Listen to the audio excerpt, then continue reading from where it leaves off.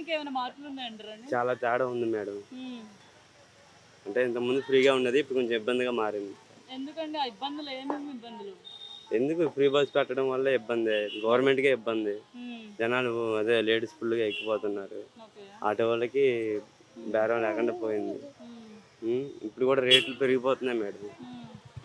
రేట్లు విపరీతంగా పెరిగిపోతున్నాయి. సూపర్ 6 పథకాలు అమల్లో ఉన్నాయండి. దాని గురించి మీ అభిప్రాయం ఏంటి? ఇప్పుడు జగన్మోహన్ రెడ్డి పదవిలో ఉన్నప్పుడు హ్మ్. ఒక్క ధర్నా కూడా జరిగేది కాదు. ఓకే. మరి చంద్రబాబు నాయుడు గారు హ్మ్.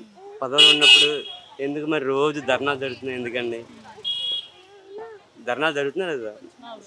చెప్పండి. ఎక్కిన కాడి నుంచి రోజు ధర్నా చౌక్ దగ్గర ధర్నా జరుగుతూనే ఉంది. హ్మ్. ఎలాంటి ధర్నాలు జరుగుతున్నాయి ఇక్కడ? బేబచ్చమైన ధర్నాలు అదే జరుగుతున్నాయండి. ఎలాంటి? ఒక ఎగ్జాంపుల్స్ అంటే ఏమున్నాయి? గవర్నమెంట్ ఎంప్లాయీస్ ధర్నాలు జరుగుతున్నాయి. టీచర్స్ హ్మ్. ధర్నాలు చేస్తున్నారు. గవర్నమెంట్ ఎంప్లాయీస్ ధర్నా, డాక్టర్లు ధర్నా చేస్తున్నారు. అందరూ ధర్నాలు చేస్తున్నారు.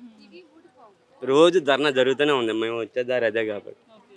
జగన్మోహన్ రెడ్డి ఉన్నప్పుడు ధర్నా ఏం జరిగింది? ఆశా వర్కర్లదో ఎవరిదో ఒక ధర్నా జరిగింది అంతే. అంతకుమించి ధర్నాలు ఏం జరగల. రాష్ట్రంలో లా అండ్ ఆర్డర్ ఎలా ఉందండి? మహిళలకు రక్షణ ఎలా కల్పిస్తున్నారు? రక్షణ అంటే ఇగ ఇప్పుడు జరుగుతున్నాయి కదండీ నేరాలు చాలా.